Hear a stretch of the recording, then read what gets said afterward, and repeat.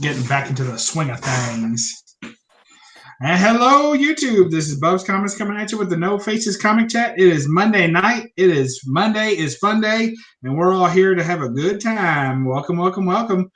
With me, as always, is the great Roger. Welcome, Roger. Greetings, everyone. Thank you for that really exemplary introduction. Yes, I've been called an example of many things. So most of them can be found in the Diagnosable Disorders book. Next, we have with us, as also always, DS Comics. Say hello, everybody. What's up, everyone? And yeah, just got back from driving. I drove all day, and I just got back like 45 minutes ago.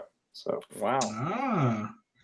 I know Mrs. DS said that you would be on tonight. So there you go. You didn't have a choice. Yeah, I know. I told her, I was like, man, I would have took a nap, but you already told them we'd be back in time, so I guess I got to do it. No, I would have done it anyway. I wasn't sure if we would be back in time, but yeah, definitely, I wouldn't miss this, especially after the time we had. And yeah, I'm here. We had a good time. If for those of you who don't know, DS and I met for the first time in person. It's like sometimes you see those covers, right? Together again for the first time. So that's what it was like. For the first time in person in Charlotte at Heroes Con this weekend. I was there Friday, but I couldn't stay any longer than that because we stayed at a resort about an hour and a half away, which was great. Love the resort stuff, but it really only left one day to go out to the con, which was Friday. So, but he was there all weekend, so had a good time, right? Yeah, it was real good. I mean, you and me hung out on Friday, and what was the most awesome thing was that you hooked us up with those dealer bracelets. So we got in there Friday at 8 o'clock when they weren't even set up. And so, hung out with you on Friday, and then Saturday you weren't there, but I hung out with Deadpool 2323, met a bunch of other people there. And then Sunday I went back, but I didn't have any money, but I just went back for the hell of it. Yeah, at the end of the day, Friday, you had posted on Instagram some of the stuff that you had picked up. And then, and you had been telling me how you had no money since about noon on Friday. And then Saturday, he posted a few more books he picked up. So I was just waiting for that Sunday pickup, but it didn't come. Well, so I guess you truly were out then. Well, I went there with virtually no money, but I brought books, which I sold to a dealer that I've sold to before, and they give me pretty top value for it. So I made money on those books, and it was just time to move them anyway. So I sold those, and I had a stack of cash to work with, and I spent most of it on Friday, and I had a little bit left. But one of the ones I bought on Friday, somebody from Instagram that I know that I was running around with a little bit there, he liked it, and I was like, well, it's for sale. You want to buy it? And we worked out a price, so I made a profit off of that. Not a huge profit, but I sold that to him and had some more money, and then that plus what I had left was enough for Saturday. And then I spent pretty much all that, and then Sunday I didn't have any money left. Wow. So yeah, man. Roger will be sad to know that Ekron cover is no longer my collection. I had that for like a total of 8 hours. Now, I would say that that's a new record, but I know sometimes you have them sold before you even get them in hand, right? No, I don't do that. I'm not one of those short sellers. I don't short sell anything. I won't sell it. I might tell somebody, hey, if you're interested, I think I'm picking up such and such. But I don't work a deal or finalize anything until I have it in hand. But that I had in hand, and I was hanging out after the con on Friday night with a couple of people from Instagram, and he liked it. And I was like, well, do you want to buy it? And we came up with the price, and that was good enough, so I sold it to him. So, cool. Yeah, I mean, it was a nice book. If you see it on my Instagram, is the only place you'll see it because I don't have it anymore. But it's probably like I don't know, it was a VG minus VG, but for that book, that might as well be near mint because for one thing, you never see it. And whenever you do see it, the paper that is printed on, it's always falling apart. Like I would say the average grade I see that in is like 1.5 routinely with just pieces falling off it all the time. So this was like a high grade copy for what that is. And he recognized that. Now he'll probably press it and slab it and resell, which is probably what I would have done anyway. But that saved me a lot of time and expense, and I made 25-30% profit on it. So I was like, yeah, that's cool. Yeah, I gave you some more running money. Yeah, I just picked it up because I didn't want to leave it laying there. But it's not something huge on my list, although it's a very cool book. So, yeah, whatever. Cool. Yeah. Well, we've already got some great people in chat. Roger, you want to shout them out? Yeah, sure. Bright and early, our pal JPL James was in here, and then from Heroes to Icons is saying double high. Jason, great artist. Of course, Lawrence from the Go-To Geeks. I was just talking to him right before the chat, and I said, "Lawrence, I gotta go." And he's like, "Oh yeah, that's right." We're working on a live stream on Wednesday, so that's why I was talking to him. Werewolf by Lunchtime, all the way from, is it New Zealand? Werewolf? Yeah, I think it's New Zealand. Thank you. You're so loyal to this chat. He's here every single Monday. Greyman is here. I just saw one of his videos where he's trying to file in his comics, and he has to climb this ladder and put down these stacks. Hilarious stuff. Bad Dad is here, the man with the most amazing Silver Age collection I've ever seen. He just got an upgrade to his display too. Looks pretty good. He added a 5th row so that we can feel even more pain than we usually do by looking at it. Thank you, Bad Dad, for that. Yep. Comic Collector's in. He just had another baby, so everybody congratulate Comic Collector. He's a 2-time dad. Congratulations. Congratulations. Yeah, I mean, he's a cool, super cool guy. His daughter is like the cutest thing on earth. Let me tell you. Pope is in here, and he says he's still at work for 25 minutes, but he's sneaking in the chat. And Mike from Area 51 is here, does all those great toy vids and those statue vids. And I think that Comic Geek McD is here. He just got another AOK from JPL. He got a video up earlier today. And I think that's it, guys. But we got an all-star lineup in the chat right now. Awesome. Glad to have you all. I appreciate it. And Area 51 Mike, you got him right. And I already told you about the toys and his statue vids. Must see. Yeah, they're awesome. Good stuff. You guys, thank you all for joining us. If you're just now getting in, you'll have to watch on the rewind because I'm not going to repeat myself. I just refuse. Yikes. But yeah, worked out. If the fellow who gave me the passes is listening for Heroes Con, I thank you. It was really great. And the guy really, he didn't hardly want any of our help, did he, DS? I mean, we were there to like give him bathroom breaks and go get him a bag of chips or whatever he needed. And he acted like he was real like mellow. And he acted like he didn't care if we stopped in at all. No, I mean, I walked by a couple times on Saturday, and he saw me. I'm sure he recognized me, but he was busy. There was a ton of people there on Saturday. Friday was light compared to Saturday. Yeah, and he seemed good. I mean, didn't really need any help or anything. So, but I walked by several times on Saturday, and, he seemed good to go. I appreciate that.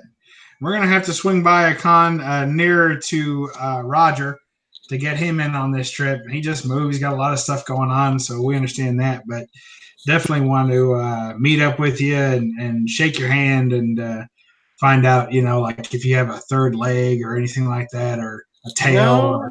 No. It's no faces, so we're just guessing all the time, You can ask Aaron. He's met me several times. No third leg, no, I'm not double jointed or anything like that. I am. Well, you were there with us in spirit, Roger, because from both ends. Oh, yeah. Because we were talking about you, and we knew you. We couldn't wait to show you what we got when we got it. And I texted you a picture of my pickups. Oh yeah. So. Oh yeah. Because I knew you, DS, that the stuff you pick up was going to be epic stuff.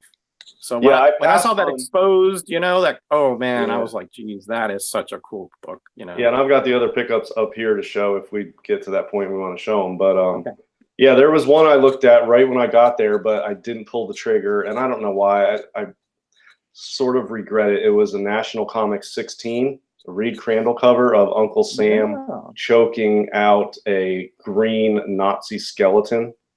Cool. Yeah, cool. I'm not a World War II guy, but this is just such a cool cover. And I've been looking at that book, and it's on my radar. And Rick from New Force Comics had a 4.0 with white pages, and I'm looking at it, and it was pricey, and he wasn't going to come down on the price, which I don't blame him. But Then somebody else I know on Instagram posted that they picked that up and they went over after I was looking at it. And it wasn't until he posted it that I realized, oh man, I should have grabbed that, because I had it in my hand, I was looking at it, but I didn't want to spend most of my chunk of change on the very first, like one of the first books I looked at. Yeah. So I picked this Brick Bradford instead from the same dealer, and I left that one. But you know, you can't buy everything, and you know.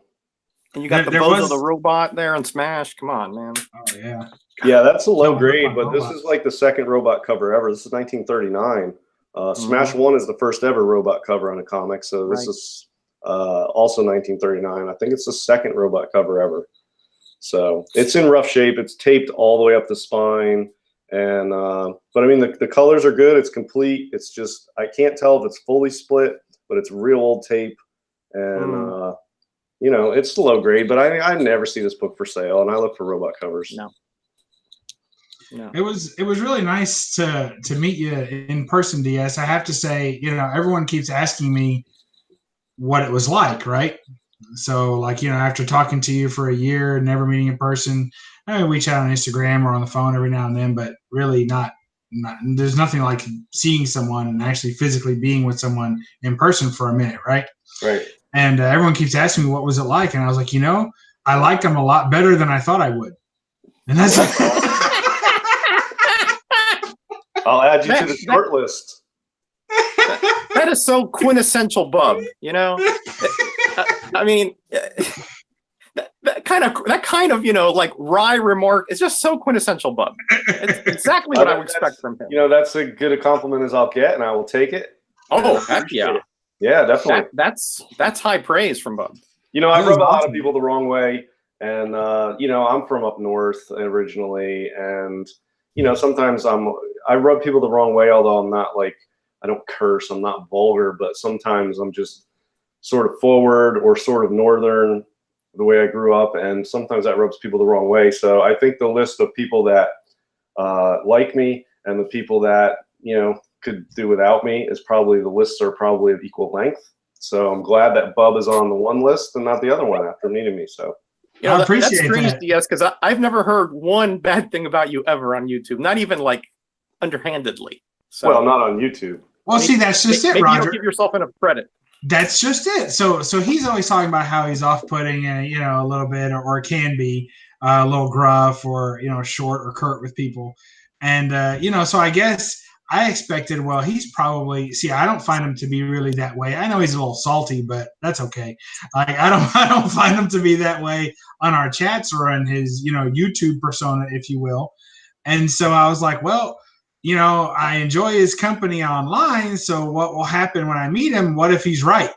What if he, because he's the only person that ever puts himself down. So what if, you know, he knows himself better than anybody else.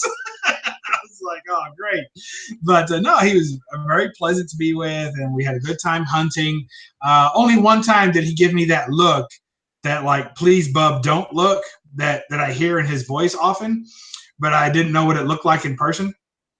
And I was dumpster diving, and I thought of you, Roger, because I was like, man, Roger would be right here with me, dumpster diving. If he was here, we'd be like 4 hands in this dumpster right now. And and Diaz like pulling me back. He's like, come on, man, just don't do that. And then Mrs. Bub walks up, and she saw what he took out of the dumpster. And she's like, oh, how much did you pay for those? He's like, no, I took them out of the trash. Yeah, she was like, awesome. And then she took them for me. She's like, I'll put them with your stuff. No, they were good. I mean, they had it was a dumpster, though. I mean, they had a dumpster that they were moving up and down the aisles, and somebody had a bunch of old slabs. They had pulled a bunch of books out of slabs, and they throw the slabs in the dumpster. So there's a bunch of like paper trash in there and tape, you know, comic byproduct trash. Like, on the top, byproduct. There must have been like medical waste. There must have been 50 or 60 busted up slabs in there. Were there a couple X's on there, or a nuclear waste symbol or something? I mean, just use rubber gloves, Roger. That's it. Did you need a Geiger counter before you went in there? Well, they had all these cracked slabs, but it seemed to me that whoever was cracking these, most of the slabs knew what they were doing, and the slabs were still relatively intact. So you know, I have been putting these in other stuff, and they had inner wells and everything. So I was like, well, shoot, I'll grab a couple of those cracked slabs and use them for my comic mounts, and no grade or anything. And I'm not going to print out some weird fake grade, or not trying to pass it off to anybody, but it worked for my mounts. So I was like, hey, man, I'll grab a couple of those. So I had to hunt down for the matching set, you know, because you go in there and you find the top piece to one and the bottom piece to another. So they have to match, or the fault lines won't match up, you know? So yeah, I had to do a little bit of digging, but they were the only things that weren't in like a nasty bag. Like, like there was regular trash in there, but it was all bagged up, you know? So these were kind of like thrown on top of the bags. That's the only excuse I'll make. You didn't have to dive very deep. You just pulled them off the top, but there's all those ones on top of the I had to shuffle a little bit, and there was a mystery liquid of some kind, but it was clear. It was a clear mystery liquid. So to me, that was probably water, although it was a little bit greasier than that. I don't know, but either way, I got it off with some alcohol, and we're good to go. So yeah, and I already used them. I've already put them up. I'm proud of you, Bub. I'm proud of you. I mean, look at that. You're a recycler to the nth degree. Oh yeah, look at that, Roger. Isn't that nice? That's nothing wrong with that. I mean, why? I mean, you're recycling. That would be on some landfill somewhere if it wasn't for you. That's right. Probably choking a dolphin or something like that. There you go. However that works. You're providing a valuable service at those cons. That's right. Well, I'll send you the PGX one from this other book I bought, because I'm about to crack that out, and it's an old school. Just how little do you think of me? It's a snap. It's one of those old school snap together ones, and I'll send it to you, and you can use that one too. It's a thick Golden Age one too, so you like it. I like the Golden Age ones. I need some more of those. One of these is a thick Golden Age. So yeah, but it's one of those where they took the Golden Age case, but they put a modern size inner well with it. So that's a little frustrating. But that's okay. I know that they were doing that for a while to get away from the Newton rings, because there's more space in the Golden Age cases, because they're made to accommodate up to 64 pages. And the modern ones only go up to like 40 pages. So they put a modern inner well in a Golden Age case in order to give it that space to where they wouldn't press and make Newton rings. They tried that for a while. Yeah, they tried it for a while. It didn't really work. People were complaining because they were in these oversized cases. So, so that's one of them. Did you say you erased the memory of dumpster diving? No, Pope, I didn't erase the memory of dumpster diving with alcohol. Well, yeah, I guess I did. But it's all flooding back to me now, though. I mean, I think he's talking about after the con. Oh yeah. After the con. Well, I used rubbing alcohol to clean the cases. As I generally I think he was thinking about libations. Yeah, I know. I need some of that. I needed it then too. We had a good time though. I had to drive home, so I couldn't stay too long. I got to meet Mrs. DS, which was really nice, and she was lovely. Once again, I didn't know what to expect, you know, and I was pleasantly surprised. So that worked out well. I was pleasantly surprised to find her as well. So you got to meet Mrs. BUB'S. I did. I was pleasantly surprised as well. Yeah. Yeah, she's real nice. I think, you got a great family, and your son was there. It was really awesome to hang out with you guys, and Mrs. DS enjoyed meeting you guys as well. So yeah, we had a great time. She was sweet. She was a big winner, wasn't she? Yeah, she entered a drawing for some guy that does art. I guess he started doing art for like skateboards or snowboards or something. But it just became art. He does posters. He does like on vinyls. And she entered a drawing, and they did the drawing at 5. You had to be present to win. So he pulls the number, and it's not hers, and that person's not there. So he pulls another number, not hers, person's not there. He pulls another number, and she's there. So she won because she was present. And yeah, she won. It's like a big, it's on vinyl, and it's got like a sticky back you peel off, and you can stick it to like a piece of masonite and frame it. And it's probably, I don't know, how big is it, Bub? Like 4 by 2? Shoot, man. It's pretty big. How tall is Mrs. DS? Because it was rolled at the bottom and it was up to her eyes. Yeah, I mean, she's shorter than me, and it's like a 4 foot tall by 2 foot wide sort of mural, and it's this cool like skull with like a hawk or something. Yeah, like if there's a hawk and like a some type of like deer or werewolf, and then their skulls, and it's like a brown scene. It's really cool. I dig it, and she got it for free, and yeah, it was nice. And then she bought some other stuff there. You know, they have a lot of non-comic stuff there, obviously. So she got a couple books, you know, a couple small little trinket things, and some other little sketches by some artists, not comic artists, that were selling some stuff. So she actually got more total items than me, but obviously didn't spend nearly what I spent. But Bub, you know that we've started a conversation about dumpster diving in the chat. I know. It really makes me feel better. Confessions are coming left and right. I was going to tell you my dumpster diving story, but these are much better. You know? Well, you should have seen the horror in DS's face. Oh, At I can one imagine. point, he was literally pulling my arm back and pleading with me, telling him, "I've got broken slabs at home I can give you, man. Just stop."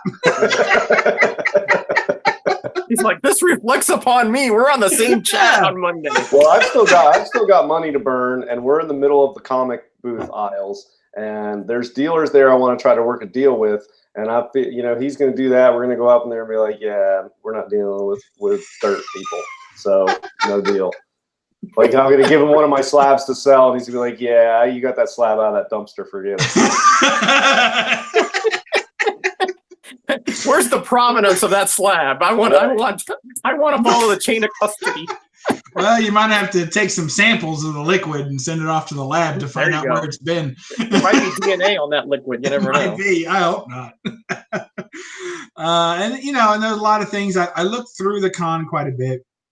I enjoyed it. I like digging, you know, but I didn't buy hardly anything, which is funny because it was the most comics I've seen at a convention ever. Most comic heavy convention I've ever been to. Not the biggest convention I've ever been to, but it had the most comics per capita, if you will, there. Right. And yet I bought 4 comics from the dealer that I got the passes from because I wanted to, you know, throw a little back his way. And also they were really nice, but I can't even show those off because they're all underground comics from the 70s. Well, you probably know, Roger, Sally Forth. Oh, yeah. So I got the original 4 Sally Forth, the run, after it had already premiered in the military mags. Mm-hmm. This was the run that they put out they sold on military bases. Right. Cool. So the original Sally Forth run got a great deal on it, which I didn't haggle or anything. That's how you know I was helping the guy out because he gave us the passes, and that's right. He gave you the passes. I'm sorry. I felt like, hey, I'll give him a one-time pass from haggling. Right. So first offer he threw out there, I bought him, and then I got a commission done, and I'll probably show that off in a video. But I can't show those Sally Forths off because they're too risque. Can't you cover up the? Man, that whole book is nothing but like, like it's really good. I think like 1 or 2 of them you could probably cover up certain maybe sections. I could, but man, that Wally Wood art is fantastic. It is just so good. It's pretty filled margin to margin with stuff that you can't really show. I don't know. You'd have to cover up everything pretty much. Maybe do it, but okay, I gotcha. Yeah, it's great stuff. Commission?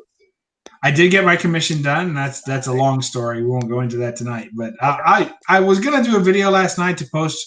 I didn't post a video Friday. I didn't post a video today. I just was exhausted.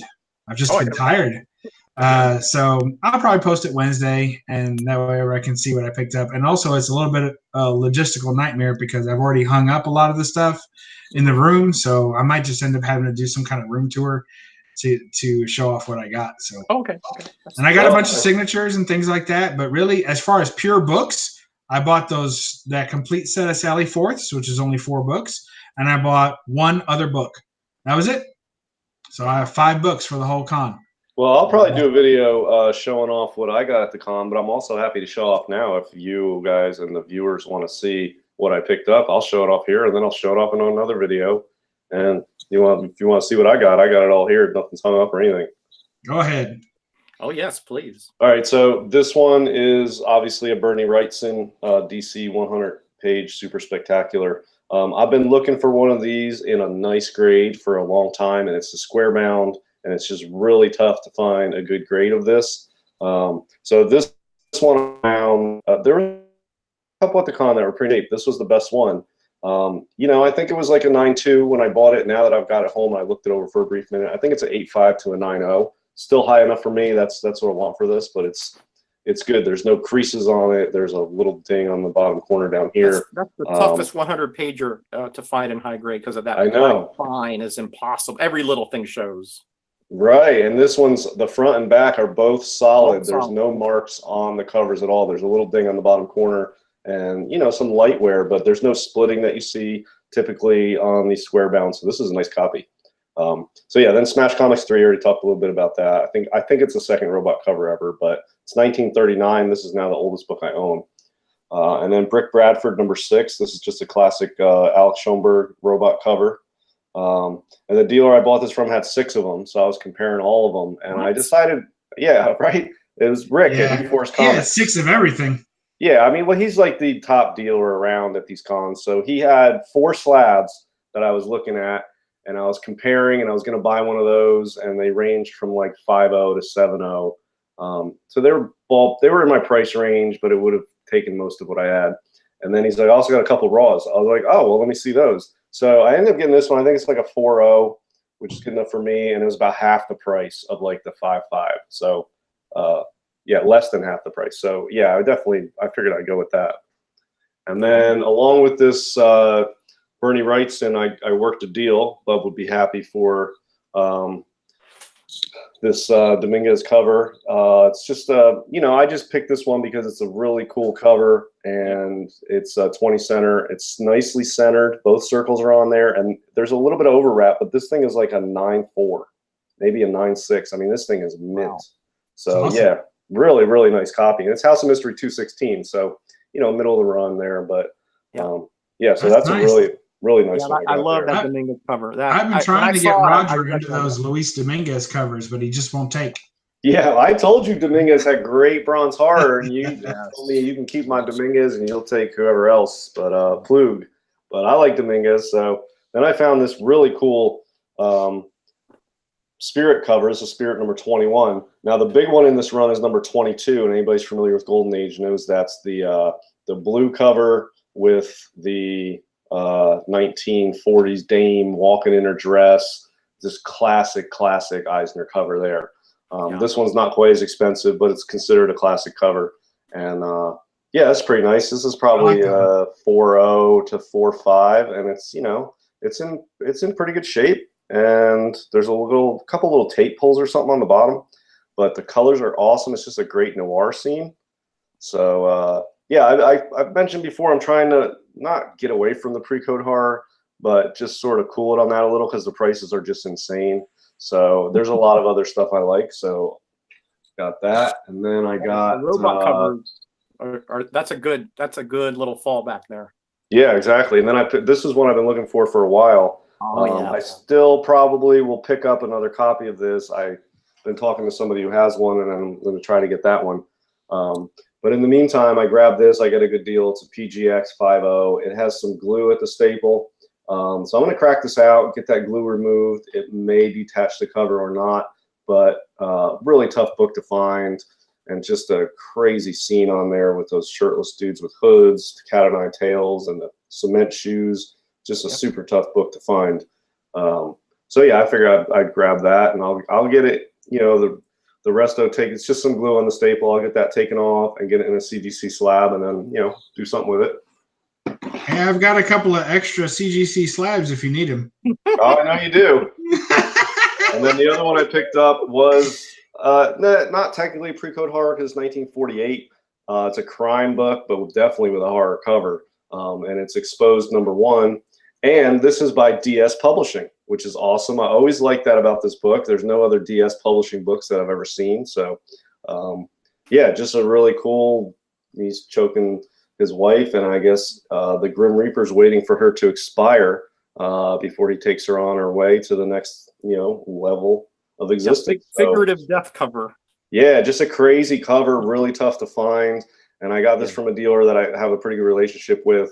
And I was like, man, I really like that, but I don't have anywhere near enough for your price. He's like, well, what do you have? And I told him, he's like, yeah, I'll do that for you, man. I was like, wow, awesome. So yeah, I got hooked up on this. So yeah, really cool book there. So that was what I picked up, and then I picked up that other one which I sold, so I don't have that to show.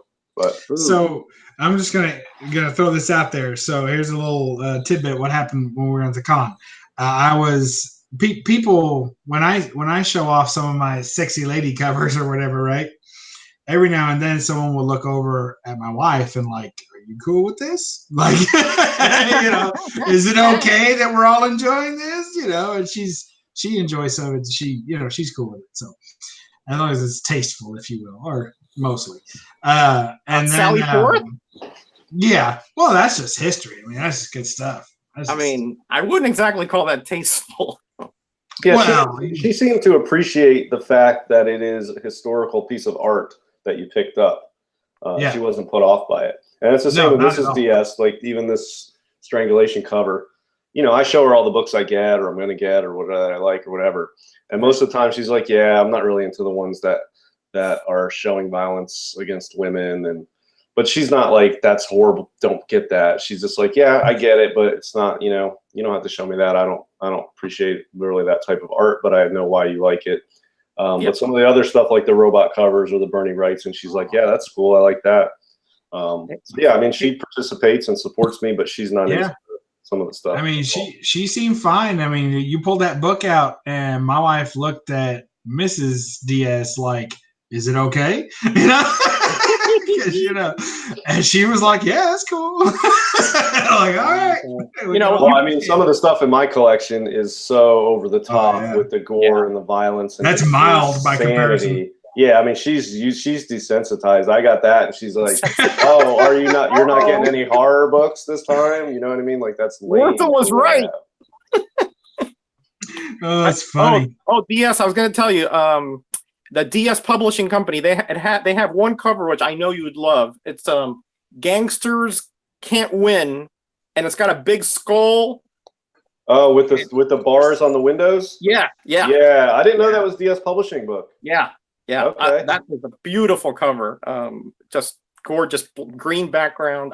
I'm sure you'd love that one too. Yeah, I actually saw it. There was a dealer had a copy of that there, and I'll say it's on my list, but it's way down, and it's not even on the radar right now. But I'm aware of it, and I do like it.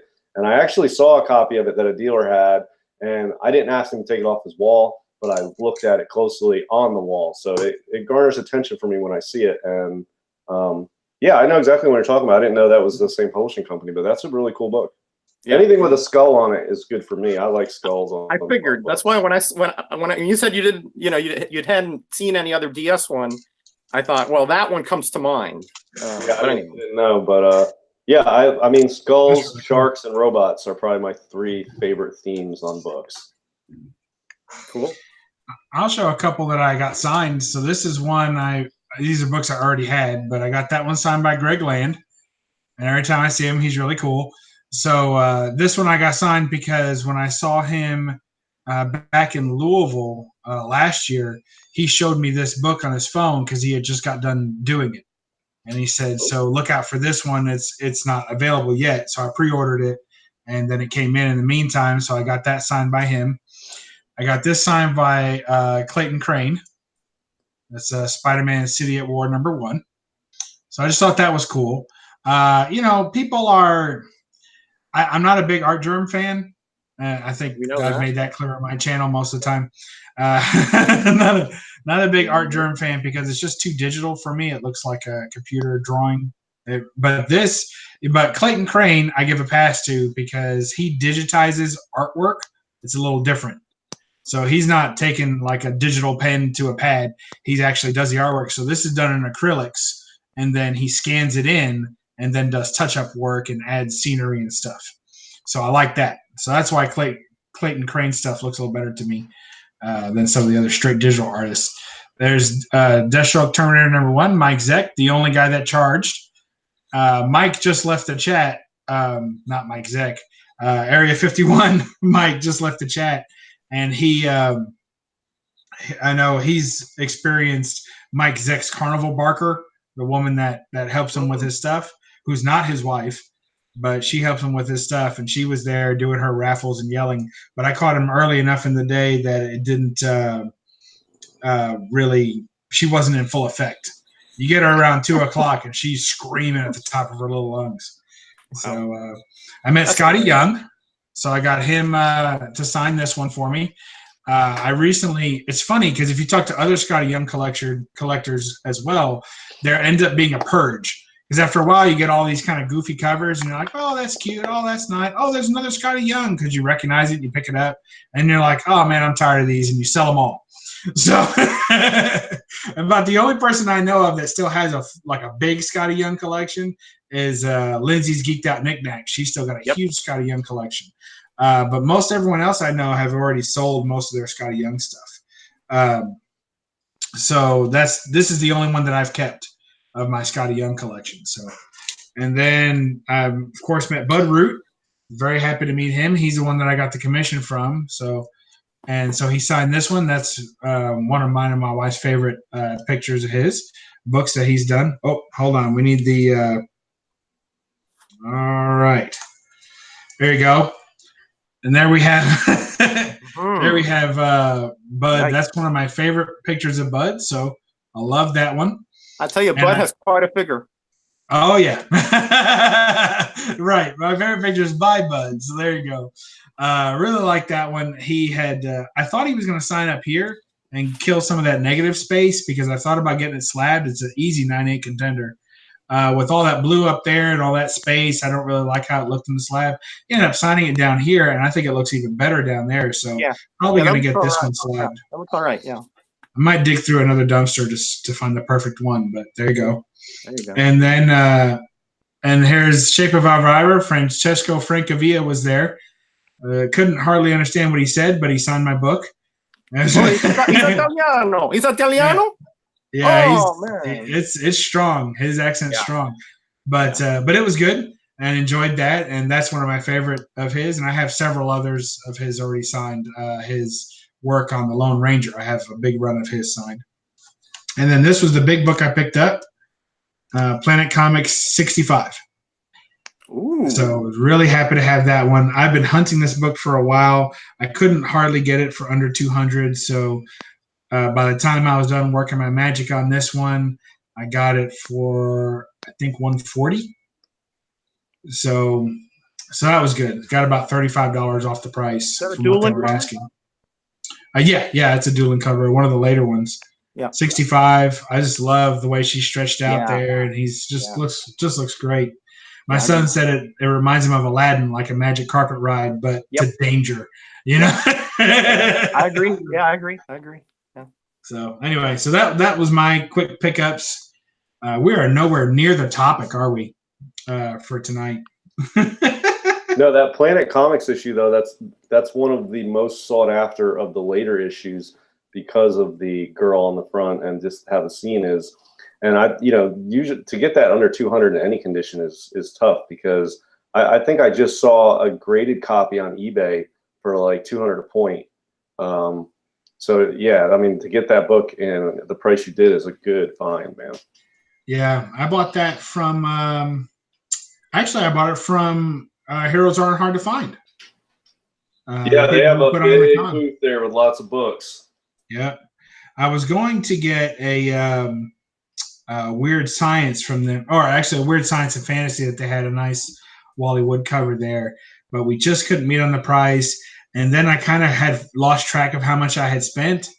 So by the time I was done, I was looking at it. I was like, oh, man, I spent too much. I need to stop. So I just ended up getting this one. But doing all that haggling back and forth for them as the pair actually worked out to where I got this one a whole lot cheaper than I was going to originally. So it worked out really well. I was happy with that. Mastodon Comics and Collecting says Renee Whiters. That's what I said. That's what I said. No. Yeah. Who also does art as well. I'm impressed that he could spell that correctly. I mean, that's like. Oh yeah, like, man, Google's our friend. Buy a consonant, will you? I mean, come on. Well, she's nice, kind of. It's just very. He is super quiet. Actually, that was quite a weird experience. I met him a couple of times, but I'd never been the first person in line. And since we were so early, I had a chance to be the first person in his line. Well, I still stood there for like 15 minutes while he basically just sat there and did not sign anything until he was told to start, you know? So it was very awkward. So he's kind of like a little bit, I wouldn't say backwards, but he's a little bit reserved and very, you know, he's not like an outgoing, huge personality. He was friendly once it was time to talk, but the rest of the time, everyone's like standing online, tapping their feet, like, what the heck is going on? What's taking so long? And he's just sitting there. And then when she was like, okay, you start signing, he was like, all right, hi, how are you? I was like, dude, I've been standing here for 15 minutes with a book in my hand. You know, it was so weird. So anyway, he's the only person that charged, which I found interesting because usually a lot of the cons I go to, a lot of them charge. But at this one, it seemed like nobody was charging. So it was cool. Well, they must have gotten paid pretty well to be there, I'm assuming. Maybe so. I mean, it was very affordable. What, $50 for a 3-day pass ahead of time? That's not bad. Not That bad. wasn't bad at all. Yeah. So we're happy with that. Of course, we had the dealer passes, so we got in there a few hours early and got to watch them all set up and talk to everybody. And boy, what they say is true. DS, we were in there by 8 o'clock, weren't we? Yeah, I mean, it was like right on 8 o'clock when we walked in there. Yeah, I would say by 9:30, everyone was set up and already buying from each other. That's about yeah. normal. I mean, I think by 9, it seemed like at 10 o'clock, 10:30, there were still some dealers whose walls were empty and they were just starting to put books up on the racks. And yeah, some of them were up and going quick, and some of them dragged their butts and didn't have stuff up even by 11. They were still filling in the bottom rows of their walls. So, but yeah, when we walked in at 8, nobody had anything up, and it took a good hour before there was started to be enough stuff to make it worthwhile to walk around and start looking and asking about books. And then there was a couple dealers that were like, I don't want to say rude, but they're like, yeah, I'm not set up yet. Get out of here. And like, all right, yeah, we'll come back. You know, I mean, if I was setting up and somebody wanted to talk about a book that had out, I'd be like, yeah, you got money, let's talk, and maybe you can buy something from me, and then I'll continue setting up. You know what I mean? I felt that way too. We got to one booth and it kind of made more sense to me because I was pretty upset at a couple of those guys. I was like, forget you, man. I'm not even coming back. Don't you see my blue ribbon? I'm a dealer, kind of, you know. But anyway. Yeah, but we were just looking through, looking through the boxes. Like, they're setting up and we're looking through the boxes. They already have the boxes set up front. So we're like looking through those, and, you know, maybe we'll find something, pull it out, and, you know, give him some money early, and he'd have to take a couple seconds to stop what he's doing to take our money. And but some of them were cool about it, and some were like, do not come over here and touch anything until I'm 100%. Leave me alone. And yeah, that's just how it is, whatever. When we found that Daredevil, right, that you picked up, that guy's booth, which he had a ton of stuff, and he was pulling out books, and he was kind of sketchy a little bit, the main guy that was there, because he was pulling out books that had price tags on them already that had not been repriced. So they didn't bring all their stuff priced. He was going to reprice them on the fly as he was putting them up. So he was pulled out one book, and I was like, whoa, how much is that? And he was like, $100. I was like, I want it. And he was like, well, if you buy it right now, it's $100. But I'm telling you, if you give me 5 seconds, I'm taking this price tag and it's going to $150. You know? And then I kind of got it. I was like, oh, maybe that's why some of the other dealers didn't want us thumbing around, because they were going to adjust their prices too. Yeah. While setting up, you know. Yeah, I mean, that's fine. I would think you'd have it all ready before you got there, but I mean, that's part of the business. If you want to wait till the last second till there's customers around to start repricing things, I mean, that's a little more inconvenient for both the seller and the buyer, but there's some risk involved. You know, other dealers take the time, price everything ahead of time, and they just load it up and it's already priced. But that's the dealer I bought that Daredevil off of. And then I went back and bought the Smash Comics off the same dealer. And he had another copy of that Daredevil book. It was really low grade. It was raw. It had detached cover and detached centerfold, but it was complete. And I was trying to get a deal on that because I would have cleaned it up and got it slabbed. And it man, don't talk to me about that. I was trying to buy that book. Well, he wouldn't come down on Friday. He was like, no deals on it, whatever. Well, he wasn't going to come down Friday. He didn't come down at all on Saturday. And I'm like, all right, well, I'm going to hit you up tomorrow. Maybe we can work out something. I told him where I was at. And I went back on Sunday, and I'm like, have you softened up on that at all? You want to get rid of it? I'll take it off your hands. And he's like, no, I'm not moving on that. So You know, made it seem like it's a disease or something. I mean, no, I mean, it was like a 1.5. I mean, it was rough. And I told him I'd give him 150 and he's at 225 and he won't budge. See, he was at 225, wouldn't budge. He also wouldn't budge on the Daredevil that you were buying when we first got there, and I was trying to get you to hold up so that we could bundle the two of them together and try and get something down and we could split the discount. But you were like, oh, you won't budge? Fine. And he just threw the money at him. I was like, no! And then he was like, he already had it priced decent. I got a little bit off of him. I mean, basically we met in the middle from what I wanted to pay for it from what he had it priced. So, but that's a book, you know, that was a much better copy, you know, notwithstanding. But that's the type of book that probably wouldn't have made it to Saturday. No. You know, I'm not trying to, you know how I am. I'm not trying to save a buck. I'll pay for books. I don't care. I'm not trying to like haggle and get the last dollar off of something. If it's something's at a reasonable price, I'll buy it. You know, I'm not trying to like haggle everything down. So that book I got a little bit off, and it was a good price for it. And yeah, it's an awesome book. It's tough to find. So yeah, that's cool. I'll get it and move on to the next thing. I'm not trying to spend a lot of time going back and forth to save, you know, $20. Yeah, I understand that. But I do. But yeah, if it comes to a book that I think the value, like that other Daredevil, it was like a 1.5. I mean, it was rough. I was at 150.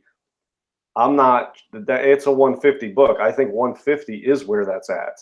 So that's what I would have given him. And I'm not haggling, but he doesn't want to come down. I'm not going to haggle with him. I'll just, you know, he doesn't want to move. I'm not going to move either because I don't think it's worth 200 or 225. I think it's a 150 book. So, you know, that's how I am. I'm pretty straight up. If it's a reasonable price, I'll pay it. And if I think if I have a price that I think is reasonable and they don't want to come down to it, then that's that. So, you know, it's rare that I even do the whole meet in the middle thing. I'll either just buy it if it's a reasonable price, or I'll name a price and you can get close to that and we can do it. But Friday's not the haggle day anyway. When you're the first people in the con, even before it opens, you're not going to get good deals. You're not there for deals. You're there for the books that are going to be gone in 10 minutes if you don't buy it right now. If I was looking for like a GSX-1 or a House of Mystery 92 or like an AF-15, I would go back and forth all weekend to try to get the best deal on the book that was right for me, because there's plenty of them there. But like that Daredevil 27, you know, that there's not a lot of those in the world. And so if you see one, you sort of got to get it. Yeah. This definitely had the most comics I've ever seen in one place.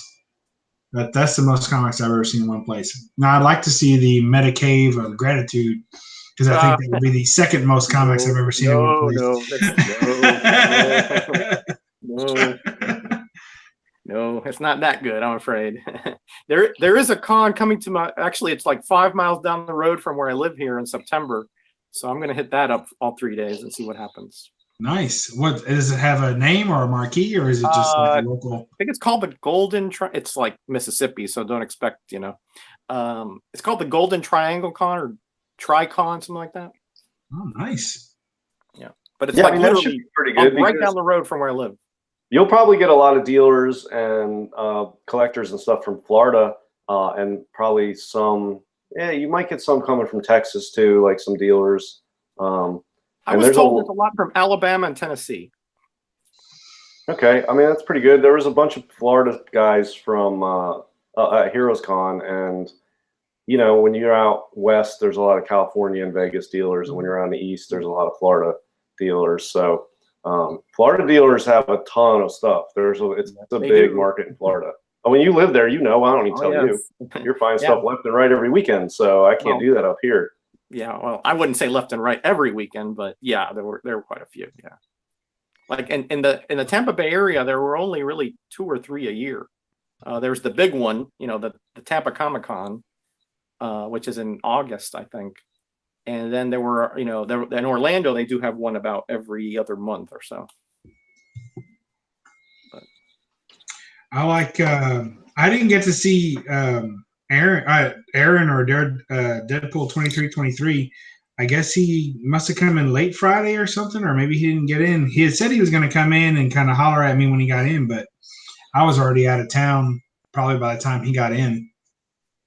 Yeah, he had to pick up I think the Man from Beantown at the airport. Oh, that's right. Yeah. So that might be why you didn't see him. He called me, but I missed his call, and I called him back, and he didn't answer. So I'm assuming he was at work or something. And then I did see Luther Manning. Saw Patrick. Oh, you did? Got to meet up with him. He took some video of me. So if you've not seen what I look like and you want to see it, next time he posts a video, I'll probably be in there. I assume, unless I didn't make it, I'm on the editing floor, which could have happened. You know, you're somewhere in the floor, just like a big ticker tape. Oh yeah. Well, I'll probably get the usual reaction. Everyone says, I can't believe why you don't show your face. It's such a presentable one, and I don't let that go. I don't remember anybody saying that. That sounds like a narcissistic statement to me. I don't remember anybody saying that. Yeah, we were on the that Avengers Endgame review. Oh yeah. And I don't remember. I mean, I don't think you're off-putting, but I mean, I don't think anybody said superstar in the making either. You kidding me? I've been getting Brad Pitt's fan mail ever since that episode. Well, there you go. Ridiculous. That's all the evidence you need. I know. Well, do we even want to try and talk about today's chat topic? What was the topic? I don't know. Was it reading versus preservation. So, and this is not a CGC debate, or I hope not. Thank God. No, instead I just wanted to talk about a couple of things that I noticed. Well, one thing at the con. So I was at the con, and there was a bunch of cases, kind of like you'd see like war medals displayed in. Does that make sense? Yep. So like the wooden kind of shadow boxes with the glass lid that comes down. Yep. And I thought, what an odd way to store a comic, because it's fully exposed to the air. It's not protected from moisture or anything. It's clear on top, so the light's going to get to it. It just seemed like kind of the worst way to display a book. And there were tons of them lined up in this one particular rather large booth. So, and they had some nice Golden Age books. So I walked up, and they kind of stopped me before I'm walking in. I'm like, yeah. And they're like, well, we just want to let you know we're going to have an exhibit. I'm like, what are you talking about? So basically, long story short, this was a local library in North Carolina that had all these Golden Age books and this huge, massive, not just Golden Age, but a huge, massive comic collection that was, I guess this would be like a pedigree to the area, right? All bought locally and donated to the public library upon the guy's passing. Wow. And I was like, oh, that's interesting. And so basically they were like, yes. I was like, so are any of these books for sale? They were like, no, none of these books are for sale. I was like, all right, well, thanks anyway. Because as interesting as it was, and then I asked them, I said, so are you going to actually let people like read these books and go through them? And they said, yes. Yeah, we're going to let people read them and go through them. And I was shocked. And I was like, well, this is going to be terrible. I'm talking about dumpster dive. And I was thinking, I'd like to hang out when this event goes live. I'm going to hang out the back of the dumpster and wait for them to throw out a bunch of rare books because they got ripped and torn. And I mean, people don't know how to handle comic books and keep them preserved. And it's clear that the library didn't know how to preserve them either. Yeah. So it was like, well, let's see where this ends up. Sounds like somebody's beautiful, priceless collection is just going to get ravaged by a bunch of kids and crayons. Is what I thought. That's not the first I've heard of that. I believe that there are a few universities, like Michigan or Michigan State, has a huge DC collection. It's reference. You can't check it out or anything, but supposedly you can read it there, and they have including Golden Age, early actions, things like that. Like, I don't know how that works without them being damaged. I mean, they're so valuable.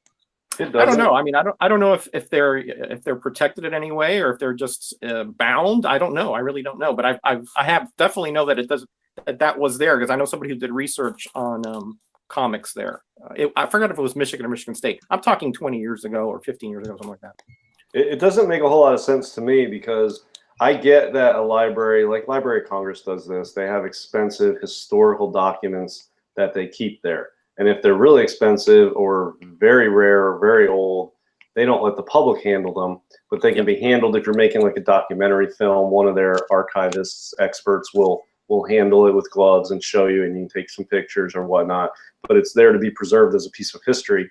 And libraries essentially are doing the same thing, but with not such high-end stuff, so that you can check it out and you can read. The public can view these things, but for Golden Age comics, when you're handling paper, it degrades, and if they have anything valuable, that's not a good way to preserve it.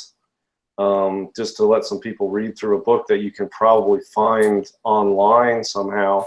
I didn't see it, so I don't know what books they were, but at some point, the value of the document or the piece of art outweighs the utility of reading that copy, that you need to preserve it as a piece of American art history. And that trumps having somebody who just wants to read it for the joy of reading it.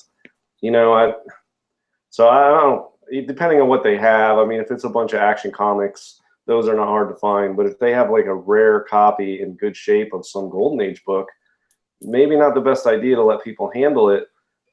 Especially it's going to be handled by people who are not necessarily experts, or people familiar with how to handle comics, or people who are going to appreciate even how to properly turn the page on a comic book, or going to have their drink next to it or something. So, I would hope, DS, that they would have a conservatist, an archivist, and some kind of comic book historian, or at least even if you're just contracting with one to go through the collection and say, this is less than 10 known copies, this is blah blah blah, like you said, and those are the ones that get placed in, like you said, the Library of Congress, where I went there. You're right. There's a room with a bunch of tomes and so forth that you can't touch. They're behind these glass pressure walls or whatever. Plus, it's not that hard if you have one of those books. If you're a library, I mean, they put stuff on they used to. I don't know if microfiche is still a thing, but before the digital age, when you went to the library to look at old newspapers, there was all photos taken of them that were put on microfiche. Yes. And that was how you read the old newspaper, only because they weren't around anymore and they take up too much space. But you can take pictures and make file copies of these old books and then store them away safely and never have to open them, and you can still read them and enjoy them. So, I don't know what books they had. I didn't see it. So I can't really judge it other than to say, reading Golden Age books, every time you handle them, they degrade to some degree, and some of them are very rare and some of them are very valuable. And, there was a dealer there that was selling a photocopy of Startling Comics number 49, the Bender Schomburg robot cover. And I was like, this is cool. Is this a photocopy of it? He's like, yeah, I'm selling that. It was like $20 or whatever, but he's like, I have that book slabbed and I wanted to read it, so I made a photocopy of it before I slabbed it so that I can still enjoy it. And I was like, yeah, that's a really good idea. I just got one and I already bought it. I bought it slabbed, so I've never read it. So I looked through it, but there's other ways to enjoy what's in there without endangering a valuable piece of art. Yeah. Yeah. I think that when I just got the impression from these guys that they did not get any of that.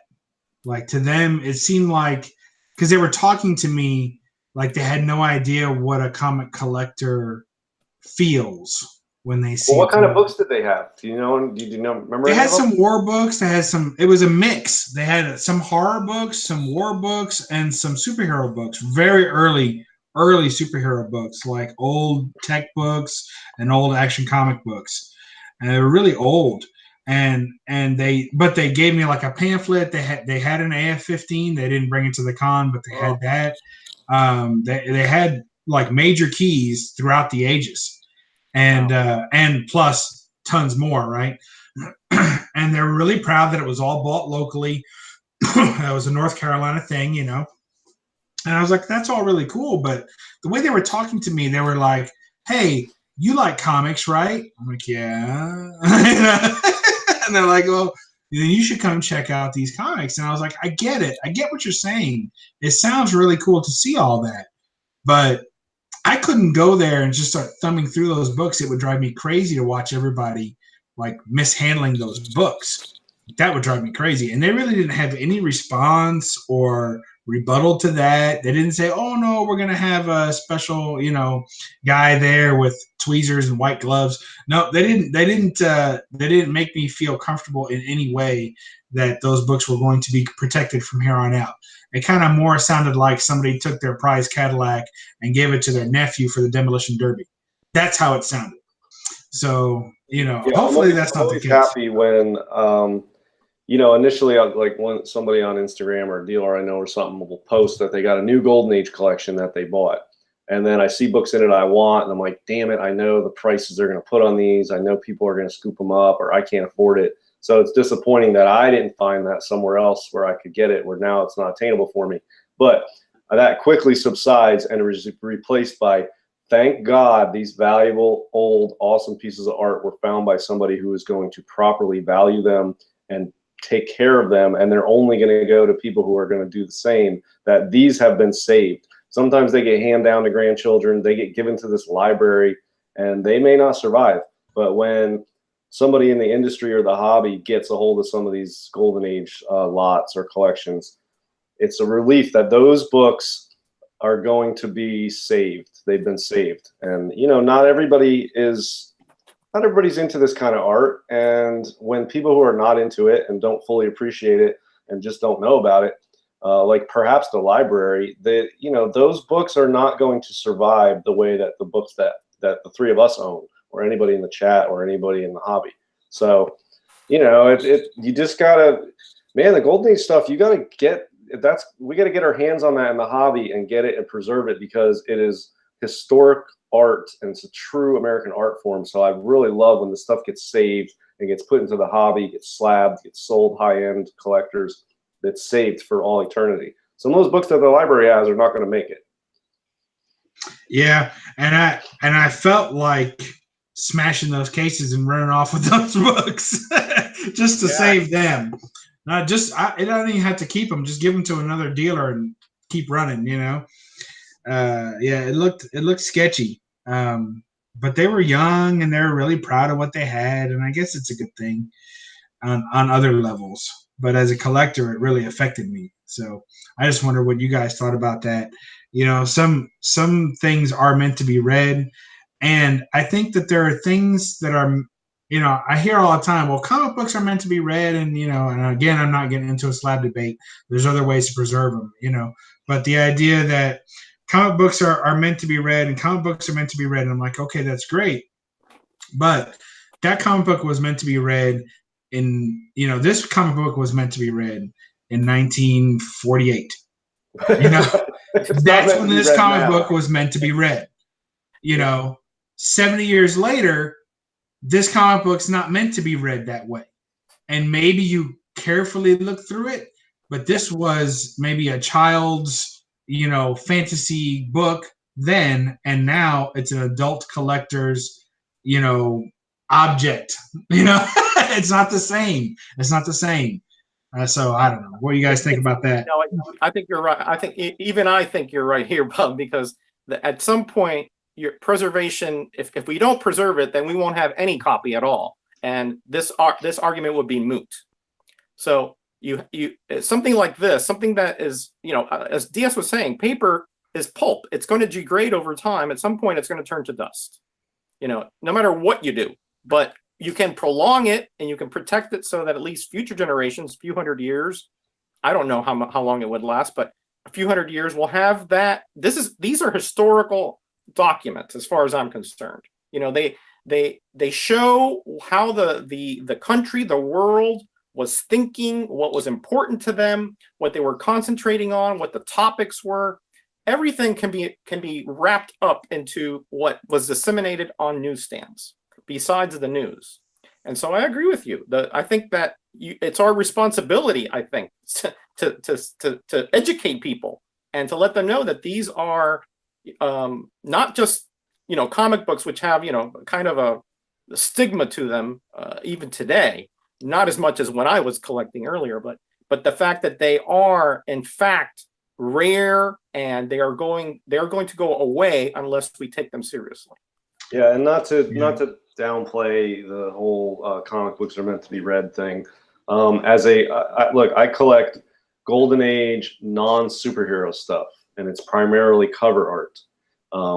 The superhero stuff, if you're an AF-15, that still is meant to be read, and they have Marvel Milestone editions, and they have reprints and hardcover collections, and all. You can read that other ways than reading a $50,000 piece of paper. Yep. But those are meant to be read. They have characters, they have ongoing stories. Those are different. But this Brick Bradford 6, yeah, there's some cool panels in it, but this artist is what it is now. This is not meant to be read. This is meant to be preserved and appreciated by the cover. The same with this. There's nothing earth-shattering inside the pages of this Smash Comics 3. You know, it's a robot cover from 1939. It's the second ever robot cover. That's what's cool about it. You know, I'll read through it once just to do it because it's cool, but this is not meant to be read. It's not like an AF-15. That is meant to be read, but not the actual AF-15. But you still want to read that story, and that's why nobody's reprinting. There's not doing Marvel Milestones of Smash Comics 3. There's nothing in here that's worth it now to the value of this other than the cover. There's probably some cool stuff in here, but I'm probably not gonna read this. I will just look through it to make sure there's not any tears on the edges or something, because I don't want to get a crease. It's square bound and it's high grade. Yeah, so to me, this is not even meant to be read because it's a high grade square bound Bernie Wrightson, and I bought it for the cover. So you can buy a beater copy of something like this if you want to read it. Go on eBay and pay $20 and buy a complete rag of it. Then you can read it. But I'm not going to find a rag. This already is a rag of Smash Comics 3. And you know what I mean? There's not a lot of these out there. I'm not going to sit here and flip through it every night and enjoy it with a cup of coffee. That's not what that's. You might also just read it on Comic Book Plus if it's in public domain, so you don't even have to go there. That's true. Yeah, and Deadpool's asking if I take pictures of the stories to read them or look at the art later. I do. I will read it once, and then I have the memory of having read it. But if I come across a cool interior splash or some cool panels, I take pictures of them. They're on my phone, and I don't save them all forever, but sometimes I do. And I've been known to post interior art pictures on my Instagram before, and it's not like any one. This has some really cool panels in it, I'll tell you right now. Awesome panels of robot destroying a city like Godzilla and being stopped by Brick Bradford. Really cool interior art. But, I'm not a guy, personally for me, I don't take a lot of pictures in life. I don't have photo albums. I remember things the way I experienced them, and, as I get older and forget stuff, so be it. But it's the experiences I have that I remember and adds to who I am. And it's not, I don't try to memorialize things with pictures very often. I'm not super sentimental. I don't have photo albums. So occasionally I do that with cool interior splashes or panels or something. But what I have is what my life is. And when it's gone, I move on, and I'm not sentimental about stuff in the past. I don't keep a lot of pictures. That's just how I am. So I'm different than a lot of people. I rarely take pictures. Yeah, I didn't get a picture of the two of us together. I totally forgot. I was going to ask you about that. I know. Yeah. It just never crossed my mind until I was already home, or not. And you home, had the wives there to take the pictures and everything. No, I wasn't even thinking about it. Well, you know what? Actually, I can't blame you, because you guys were there for comics, so that probably took 95% of the brain matter right there. You know what I mean? So I probably do the exact same thing. Yeah, but I do have a picture I wanted to send you, Roger. I'm just going to do it now while we're talking. But there was a picture that was snapped of me and Mrs. DS after she won that thing, and I think Bub saw it. And I was just so excited for her. I totally forgot. I took the picture. I sent it to you. You sent it to Roger? No, I took the picture and sent it to you, DS. Right, you sent it to me, and I sent it to Miss DS so she can have it on her phone, and now I'm sending it to Roger because I forgot to do that. If you want the bad ones, like that was the best one, but I snapped like 5 or 6 in a row, because there was that one where I said, all right, hold it up. And then the artist wanted to get in the picture with her. And then you wanted to get in the picture with her, and she pushed you out of the picture. Yeah, her and the artist were like, no, you didn't win, get out of the picture. Yeah, which was like, I was like, what the hell? I think he wanted a picture for his Instagram of the winner. Right. And I looked on his page, and he has him and the winner all the time on these things. I'm looking at it now, DS. You sent it to me. That is amazing. Wow. That is really cool. I mean, and the art's not bad either, Roger. Listen, I would not be that disrespectful. No, it's cool. It's like a big vinyl thing too. Is it like to go on a door? Is it like for a door? It's It's for bigger whatever. than a door. You can peel the back off and it sticks, and then you can put it on a piece of like masonite or a board, and you can frame it and hang it up or whatever you want to do with it. I think he initially started making those to put on skateboards and snowboards. Who did that art?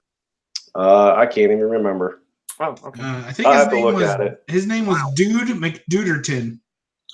I'm pretty sure that was his name, Dude McDuderton. Yeah, pretty sure that's not it, but Oh, that wasn't it. yeah. All right, but he was a nice guy. It was funny though, right? Mrs. Diaz like got to the table and she was like, I want this one, because she knew the one she wanted, right? She's like, I want this one. And he was like, oh, I'm out of those. You can't have that one. She was like, well, keep it then. like 10 to choose from. She didn't want to look at him. She's like, whatever. Nice. Yeah, because when you win the drawing, I guess you get to pick which one you want, and the one she picked is the one he was out of. Yeah, what a bunch of baloney, man. He should have had enough for the drawing. Anyway, he's a nice guy, I guess. But oh, it was funny. Oh man, that is something. It's really cool. And yeah, most of them were pretty neat, and they're kind of like wallpaper. Yeah, they're thick vinyl. Yeah. Yeah, it's pretty good stuff. So is that So going? yeah, I'm glad she won, because that gives her a better feeling about cons. She went to Baltimore with me last year, and this one, and she's getting into the groove and into the swing of it. He looks I'm happy. going to go to Baltimore this year, but she said she's not going with me, so perhaps it's not working. Oh, I don't know. I'm going to try and make it to Mississippi Mudslide Con in September. I don't know if it's worth it. Maybe like Birmingham or Memphis, if there's a con there, maybe we can meet up at one of those better cons. I doubt this is going to be maybe more of 10 dealers or something. Oh yeah, I've been to those. I like those though. I actually clean up at those usually, book wise. I'll clean up for you. Yeah, I'll bring appreciate that. I'll clean up for you. Don't worry. Well, I'm going to go to Baltimore, but I'm not planning on buying anything. Here's my plan. Well, I guess I'm not planning on buying anything. But my plan is to get tickets for Friday and Sunday, and I'm going to go Friday because I can drive from where I'm at. So I'll just drive over there on Friday and go in. And CGC has on-site grading, so I'm just going to bring a load of books, drop them off for the on-site grading, and then I'll hang out on Friday at the con while I'm there. And if depending on what my budget is, I'll make some deals, and then I'll leave. I probably won't go back Saturday. Sunday I'll drive back and pick up all the books graded. So it'll be just a 2-day turnover because they have on-site grading. And so I'm going to bring a whole stack of Golden Age stuff there on Friday to get graded by Sunday. Save a ton of money.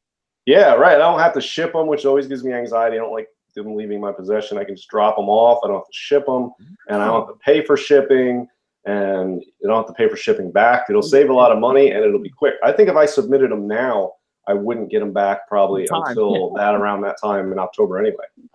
So you just drop them off, and then you pick them back up at the convention?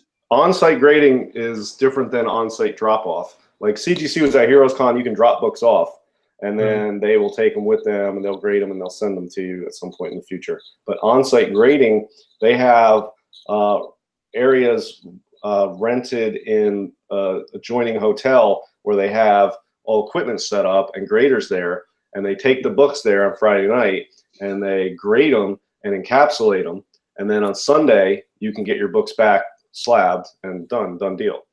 That's cool. Yeah, they rent like several rooms or a conference room or something, whatever space they rent, they do everything there so that you get your books back graded on Sunday. That's cool. I like that.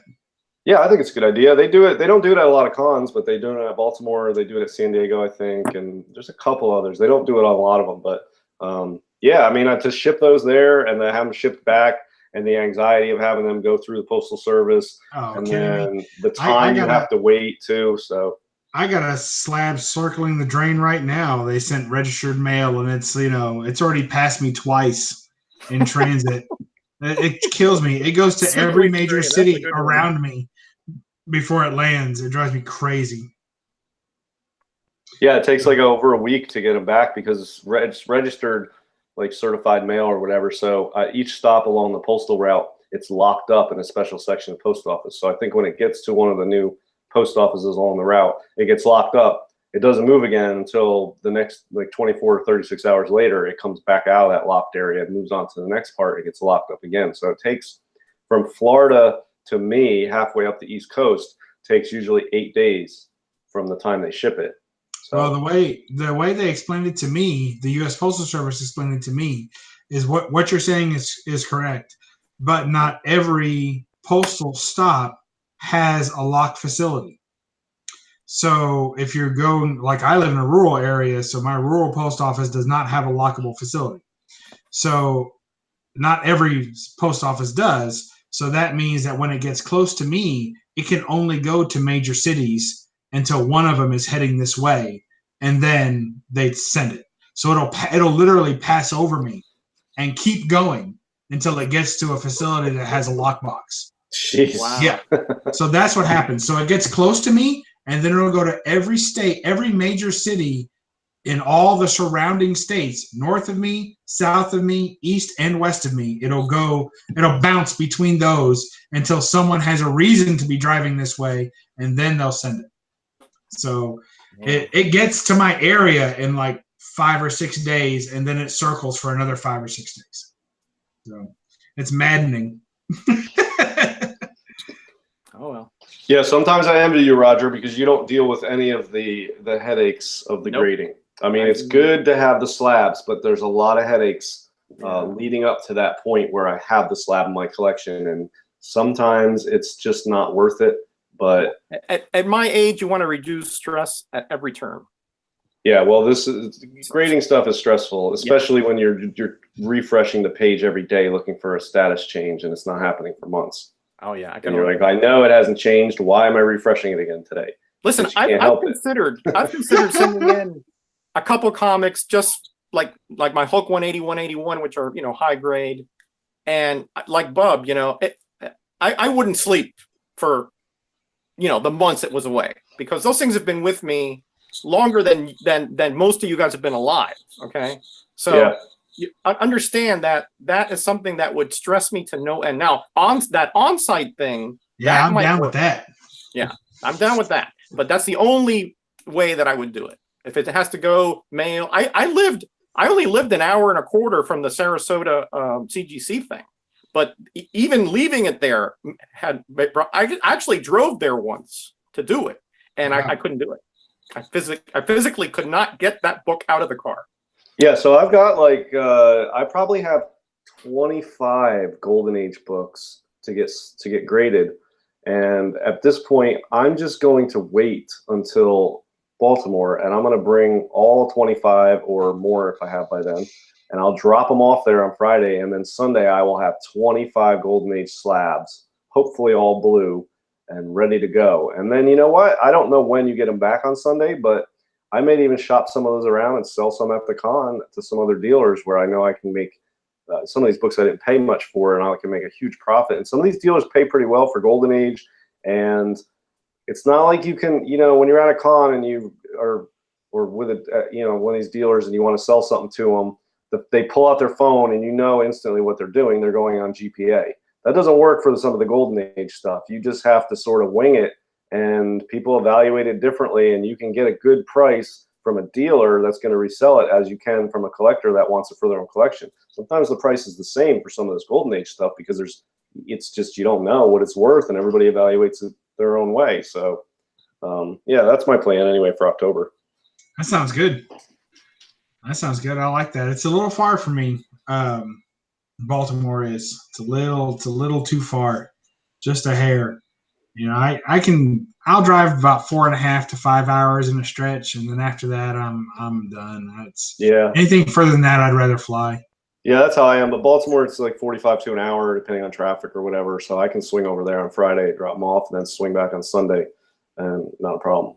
That's awesome. That is awesome. Yeah, that's the way to do it. That I can live with. Yeah, and you can fill out the forms. In advance of the on-site grading at the con. It's not up yet, but they will have on their site on-site grading, and you can type in what con you're bringing them to for the on-site grading. You do all the paperwork ahead of time, and you drop it off with the paperwork already done, and they already have it in their system because you already filled it out on their site. So it's already ready to go. You just tell them who you are, they look it up, you drop it off, and you're done. That's my understanding. I haven't done it before, but this is my understanding of the process. So Cool. All right, guys. I guess we've done it again. I know we've got some great people in the chat, but man, I forgot to eat. I'm starving. Well, I just want to shout out a few people that came in that are kind of, you know, we don't see all the time. Man from Beantown who's having that great contest. TMC Comics. Chino is here from Chino Comics and More. Grimland. Man, we have got Hialeah's here as always. Melody, which is Biggie Shack. Yeah. I can't wait till he gets out of jail on that one. Yeah, he's actually got another channel now, but I guess he's waiting for the time where he can change his name back. So, guys, great chat. I've been following it. The dumpster stuff had me. I had to turn away because I was laughing so hard. I like that. Some of these guys are. If it's true, these guys are the best. Okay, that's hilarious. You guys Absolutely. are my heroes. All right. So great chat. Great topic today. I mean, I love the stories from the con, and you guys obviously had a blast, and I am so bummed I couldn't be there, but maybe next year I will. We wanted you there, that's for sure. Was there too. He wasn't in the chat earlier, I think, but yeah, he was with Deadpool 2323, and we all hung out there on Saturday. So yeah, it was really cool. Here earlier, yeah. He probably had to go to work, but yeah, he was here earlier. Oh, okay, I must have missed it. Yeah. All right, well, cool, guys. Well, thank you so much, everybody, for being here, and you guys are awesome. We'll wrap up, Sarah, goodbyes. I think Roger's pretty much said his, but go ahead and give us another one. Okay, guys. Yeah, thanks. I mean, thanks to all of you guys, really. I mean, for giving me. I almost feel like I was there, but you guys have been great in the chat. I mean, we've almost been doing this for a year, and it's like I still don't see, you know, why I don't have to pay to have this much fun. So thanks for everything. Thanks for everything. You guys are awesome. Be blessed and be back next week. Thank you, Roger. The bill's in the mail. Right, go ahead. Go ahead, Diaz. All right. Yeah. Thanks everybody for being here. And I'm going to do a video probably tomorrow doing a little closer look on all the books I picked up. So keep an eye out for that. And yeah, everybody do your homework, and we'll see you next week. Appreciate it. Thank you. And it was great to meet DS at the con, and I'll be doing a video too, showing off my big commission and the genesis of that and how that went down. And that's kind of a funny story. So I look forward to that one. And I appreciate everybody for being in the chat. We've coming up on a year, and it's been awesome. And just looking forward to next week, every week. So thank you all for being with us, and we'll catch you next time on the No Faces Comic Chat. Read a comic. Bye.